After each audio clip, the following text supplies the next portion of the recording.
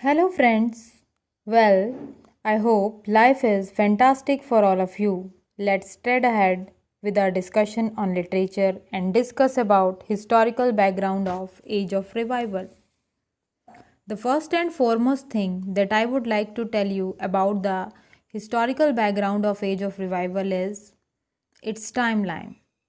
Its timeline was from the year 1400 to the year 1550. It was the time of arrival of printing press in England. The trend of printing at that time was wood block printing, which was done with the help of blocks of wood. In the year 1450, Gutenberg invented movable type. The two major changes that took place in the field of literature due to the invention of printing press were that it helped in spreading of ideas of reformation, which was religious movement in the England, and it also increased the sale of literary books in England. Printing press came to Europe in the year 1450 and it came to England in the year 1476. William Caxton brought printing press to England. As I told you in the previous video based on history of Old English period, that Christianity spread in England in the year 1450 with the efforts of St Augustine, and before this the population of England was pagan and they did not believe in God, but they believe in nature. But after spread of Christianity, several Catholic churches were opened all over England. Before the Age of Revival, Martin Luther started Protestant movement in England. According to him, one should not rely on church or clergy for interpreting church. He wrote 95 theses on his views and nailed it outside a church in Britain. Similar type of movement against the church was started by John Calvin in Switzerland, which was known as Calvinism. Another reason of decline of church was bubonic plague that ravaged Europe. Church was helpless in ending up of miseries of people during the bubonic plague. Now we will discuss about the political state of England. England underwent War of Roses from the year 1455 to 1485, and it was the major historical event in the political state of England. This war took place between two royal groups of England, House of York and House of Lancaster.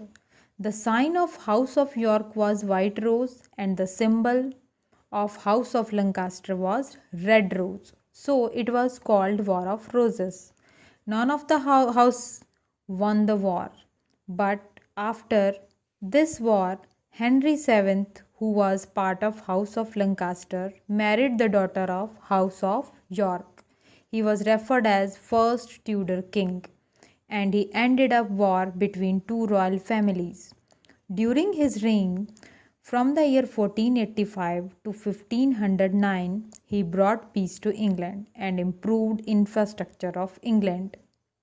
He sent scholars to Italy for learning Latin and Greek, which became reason of Renaissance in England, which means rebirth of old classical literature.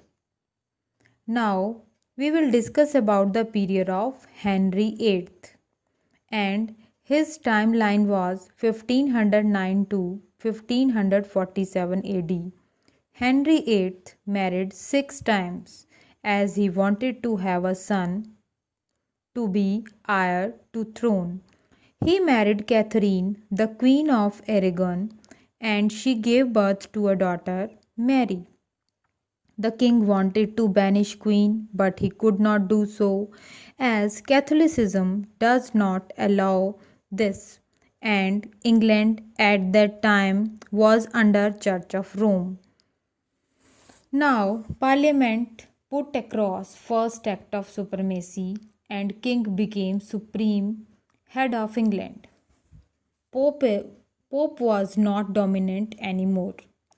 King disinherited Mary after passing of this act, so Anglican Church was established in England.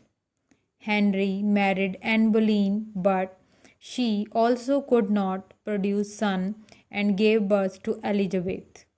Henry sentenced Anne Boleyn to death by blaming that she is indulged into witchcraft. Elizabeth was declared as illegitimate child. Henry now did third marriage to Jane Seymour, and from whom he had a son named Edward VI. Henry afterwards got married to Anne Cliff and Catherine also.